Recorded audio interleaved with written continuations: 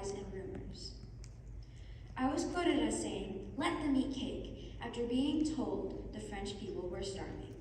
Even though I never uttered those words, this lie is still told centuries later.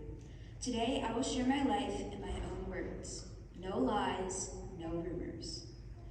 I was born November 2nd, 1755. I lived a life of wealth and privilege. I was polite and pretty. At age 13, I began preparing to be sent off to France. I was to marry Louis XVI, next in line to be King of France. 2 days after I arrived at Versailles, I was wed. The wedding was lavish and extravagant. While still new to the court, I used my charm to win over the king. However, I had no real friends, since many of the court felt I would likely favor Austria over France. I struggled with many customs at court, including there being no privacy. A few years after I arrived, the king died of smallpox. Louis was crowned king, and I became queen at age 18.